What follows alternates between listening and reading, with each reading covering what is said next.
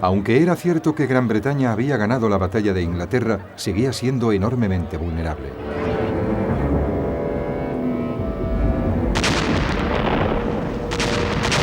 Noche tras noche sus ciudades eran golpeadas por la Blitzkrieg o guerra relámpago nazi.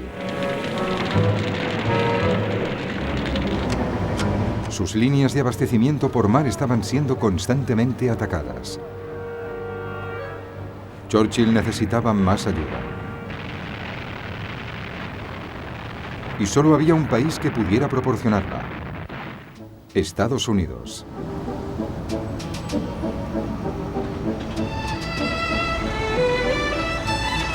En 1940 Estados Unidos se había recuperado de la Gran Depresión y volvía a gozar de una economía próspera. Poseía grandes reservas de mano de obra y su crecimiento industrial era imparable. Pero el pueblo norteamericano se oponía totalmente a volver a implicarse de nuevo en las guerras europeas. En julio de 1940, un sondeo popular sobre el tema dio como resultado que solo un 8% de la población estaba a favor de participar en la guerra. A pesar de este dato, Churchill presionó al presidente de los Estados Unidos, Franklin Delano Roosevelt. Hacía tiempo que Roosevelt admiraba a Churchill por su postura claramente antinazi, y ambos compartían intereses en asuntos navales, ya que Roosevelt había sido subsecretario de la Armada de Estados Unidos en 1917. Roosevelt había escrito a Churchill para felicitarle tras su nombramiento como ministro de Marina en 1911, y ambos habían mantenido desde entonces una cordial correspondencia donde Churchill firmaba como exmarino. Roosevelt tenía sus reservas en cuanto a una posible agresión alemana, un conflicto que pudiera arrastrar a Estados Unidos a la guerra. A tal efecto, empezó el largo trabajo de preparación de la opinión pública norteamericana.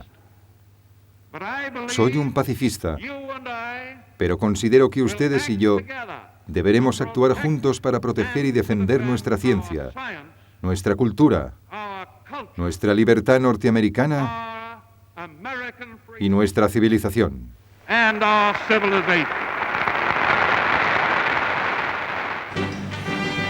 En julio de 1940, Roosevelt consiguió la aprobación del Congreso para ampliar la Armada norteamericana, incluyendo la construcción de 6 grandes acorazados y un nuevo tipo de portaaviones. Al mes siguiente, el Congreso también aceptó que la Guardia Nacional y otras reservas pudiesen ser llamadas a filas para un año de servicio activo. En septiembre se acordó una gran ampliación de las Fuerzas Armadas que ascendía a 150.000 hombres para el ejército de Estados Unidos, de los cuales un número limitado de reclutas era escogido por sorteo. El primer número, sacado por el secretario de Guerra, es el número de serie 158. Aquel mismo mes, Roosevelt anunciaba un acuerdo por el cual Estados Unidos suministraría a Gran Bretaña 50 destructores de la Primera Guerra Mundial a cambio de un periodo de arrendamiento de 99 años de sus bases en Terranova y el Caribe. La Armada británica, ante la urgente necesidad de recibir apoyos para luchar contra los submarinos alemanes, utilizó los destructores americanos tan pronto como se firmó el acuerdo. Roosevelt estaba ganando el debate de la opinión pública sobre el apoyo a la guerra. La señal evidente fue su elección presidencial de noviembre de 1940, cuando venció a su oponente Wendell Willkie por 27 millones de votos contra 22 millones. A finales de año, Roosevelt se dirigió al pueblo norteamericano, exponiendo las 4 libertades que él consideraba fundamentales y que Gran Bretaña estaba luchando por mantener: libertad de expresión, de religión, ante la necesidad y ante el miedo. Para salvar estas 4 libertades, Estados Unidos debía convertirse en el arsenal de las democracias, es decir, tenía que armar a Gran Bretaña. Os enviaremos un número siempre creciente de barcos, aviones, tanques y armas. Este es nuestro objetivo y será nuestro compromiso. Pero algunos norteamericanos se mantuvieron en su posición inicial de no apoyar en la guerra a Gran Bretaña. Uno de los más categóricos fue el embajador norteamericano en Londres, Joseph Kennedy, padre del futuro presidente John Fitzgerald Kennedy. Era un hombre de negocios irlandés que había conseguido una gran fortuna con el contrabando de bebidas alcohólicas durante la ley seca. Kennedy odiaba a los ingleses y aprovechaba cada ocasión que se le presentaba para asegurar que pronto se verían obligados a rendirse. Sin embargo, la virulencia de Kennedy era contrarrestada por la admiración creciente que muchos norteamericanos sentían ante el coraje mostrado por el pueblo británico durante el ataque alemán. En particular, las emisiones del corresponsal de la CBS en Londres, Ed Marrow, ayudaron a cambiar la opinión pública.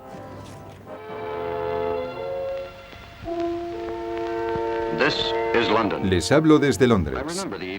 Recuerdo la tarde del domingo 29 de diciembre. Se trataba de una tarde de invierno como cualquier otra.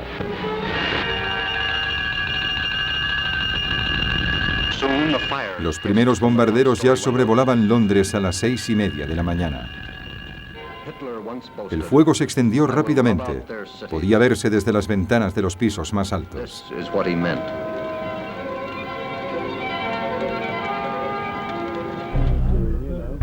En enero de 1941, Roosevelt, animado por su triunfo electoral, propuso un proyecto de ley llamado Lend-Lease Bill, o Ley de Préstamo y Arriendo.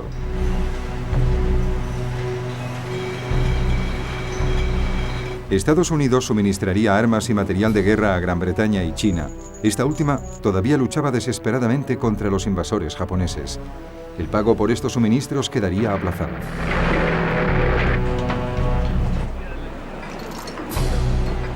Roosevelt comparaba la ley de préstamo y arriendo al hecho de prestar una manguera a un vecino para apagar un fuego, pensando en recuperar la inversión más adelante. Una forma muy astuta de actuación política, pues si finalmente Estados Unidos se implicaba en la guerra, ya contaría con una importante industria armamentística, a diferencia de lo ocurrido en 1917. Los preparativos de Roosevelt para la guerra prosiguieron cuando autorizó secretamente al Estado Mayor norteamericano a debatir sobre una estrategia común con los británicos en el caso de que el país se incorporase a la guerra.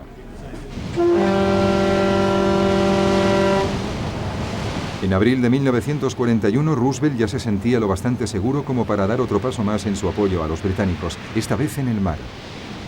Amplió enormemente la zona de seguridad panamericana, un espacio en el cual los barcos de guerra norteamericanos podrían proteger sus propios barcos mercantes.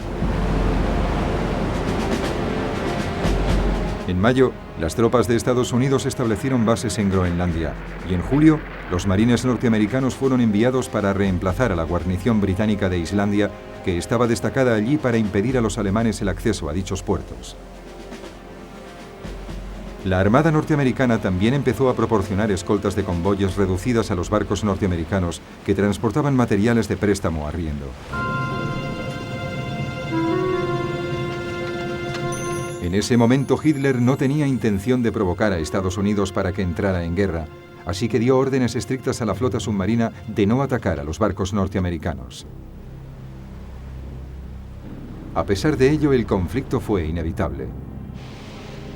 El 4 de septiembre de 1941, un avión británico atacó al submarino alemán U-652.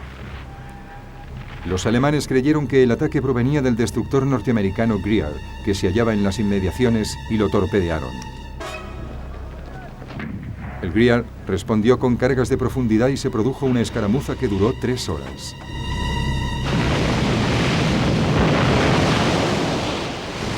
A pesar de que no hubo hundimientos, la tensión entre los dos bandos había aumentado claramente.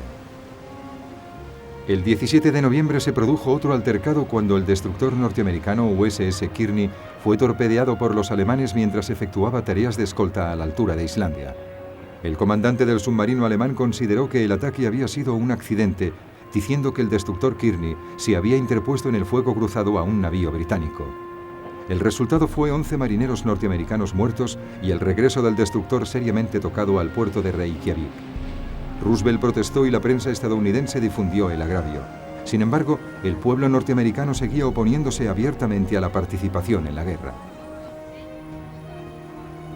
Tendría que suceder algo más para que Estados Unidos entrara en la guerra. Así que unas semanas más tarde, a finales de 1941, la situación cambiaría completamente en un solo día. Hasta ese momento, Gran Bretaña tendría que seguir luchando sola. Pero tenía la suerte de contar con una sorprendente arma.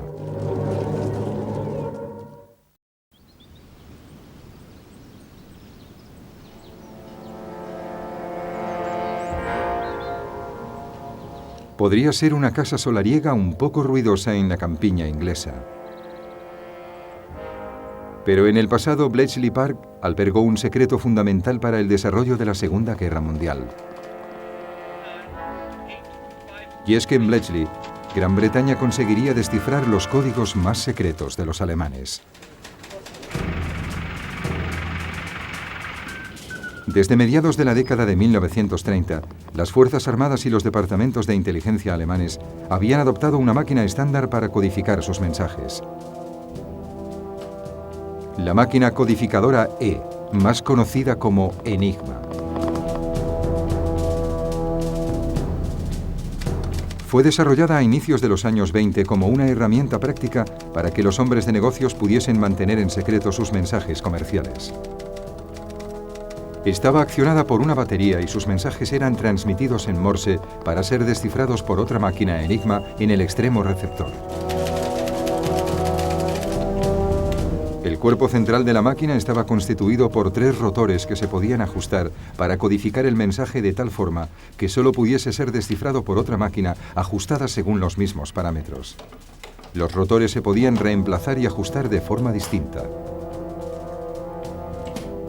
Cada letra podía posicionarse de 150 millones de formas diferentes y su número de combinaciones era infinito. Esta cuestión, unida a la frecuencia con que se cambiaban las claves, indujo a los alemanes a pensar durante todo el tiempo que duró la guerra que su sistema de codificación Enigma era infalible. Sin embargo, fueron los polacos los primeros que intentaron resolver el desconcertante rompecabezas. Los polacos conocían la existencia de la máquina Enigma y no tardaron en organizar un equipo de matemáticos de primer nivel para descifrarla, nombres como Marian Rejewski, Jerzy Rosiski y Henryk Zygalski. Sin embargo, el equipo no podía descifrar los mensajes sin saber la posición interna de los rotores. La solución llegó desde el Servicio Secreto de Inteligencia francesa, que envió a sus aliados polacos material reunido por un espía en el Departamento de Codificación del Ejército alemán. Entre este material se hallaba un manual de uso de Enigma. Los polacos pudieron reconstruir una máquina Enigma y emprender así la laboriosa tarea de descifrar mensajes. En julio de 1939 se incrementaron las amenazas de Hitler a Polonia. Gran Bretaña y Francia habían prometido su ayuda en caso necesario. Y era evidente que la guerra estaba a punto de estallar. Así que los oficiales de inteligencia de los 3 países aliados se reunieron en Varsovia. Allí, británicos y franceses se quedaron atónitos al ver los progresos que los polacos habían hecho para decodificar Enigma y aceptaron el envío de 2 de sus máquinas reconstruidas a Londres. Tan solo 2 semanas antes de que Polonia fuese invadida por los alemanes, las 2 máquinas Enigma fueron entregadas en Londres a los aliados.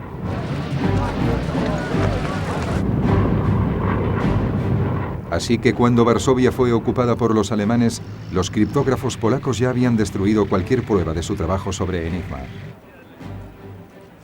Algunos de ellos fueron detenidos y torturados, pero ninguno reveló el secreto de sus trabajos.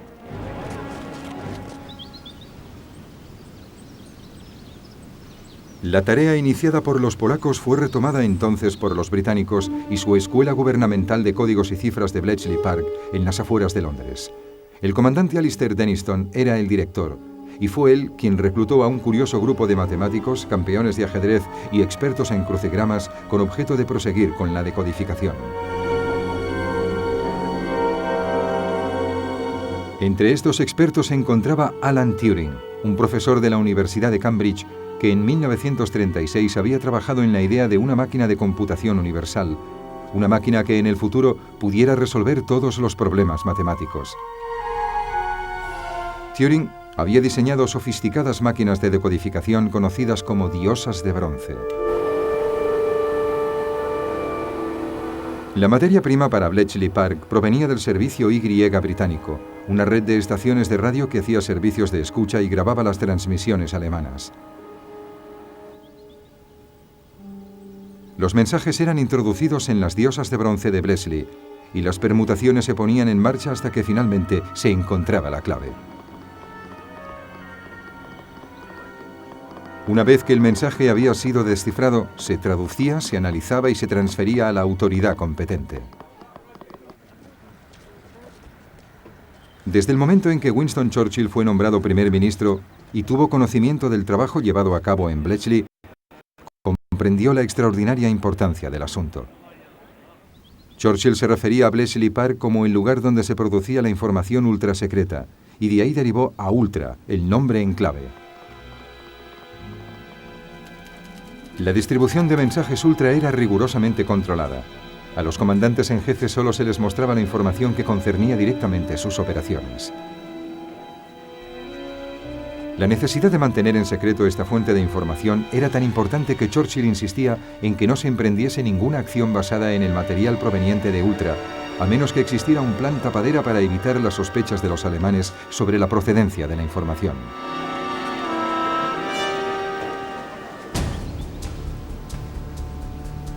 Otro elemento fundamental de la operación de Bletchley, después de descifrar y evaluar el material, era mantener el control de este.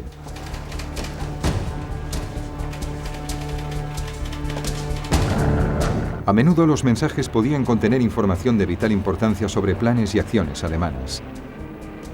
Toda la información se archivaba a partir de un complejo sistema de fichas indexadas, y del que constantemente se extraían respuestas a toda clase de preguntas.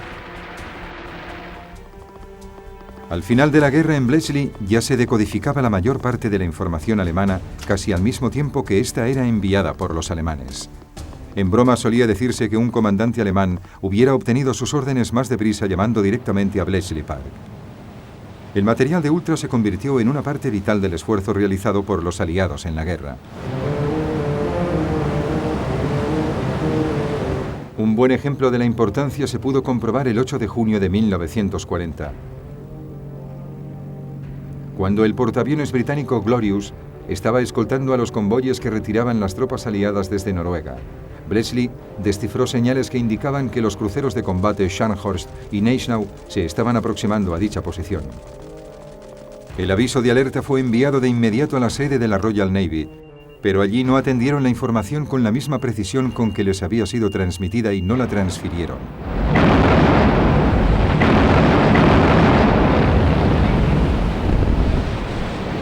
Y el Glorious fue interceptado y hundido. La Armada Británica había aprendido por la fuerza lo importante que podía llegar a ser el tipo de información ultra. El error no volvería a repetirse nunca más.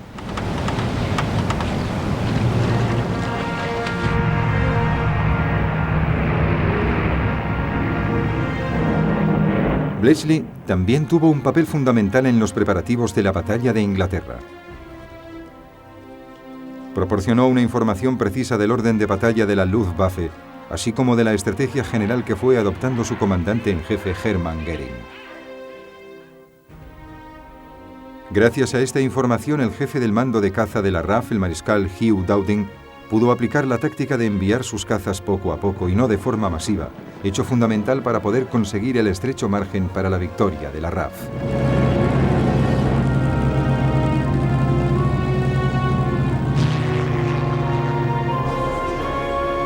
Mientras en 1941 Gran Bretaña proseguía su combate en solitario,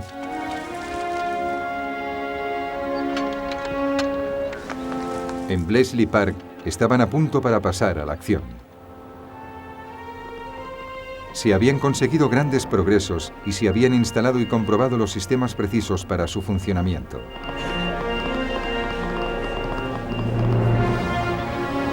En los años siguientes, Ultra y el trabajo de Bletchley Park demostrarían ser vitales para las victorias aliadas.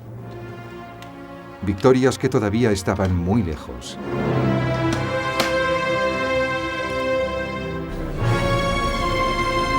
Mientras, a principios de 1941, Churchill todavía necesitaba resultados más inmediatos y pensó que por fin había encontrado una manera de conseguirlos.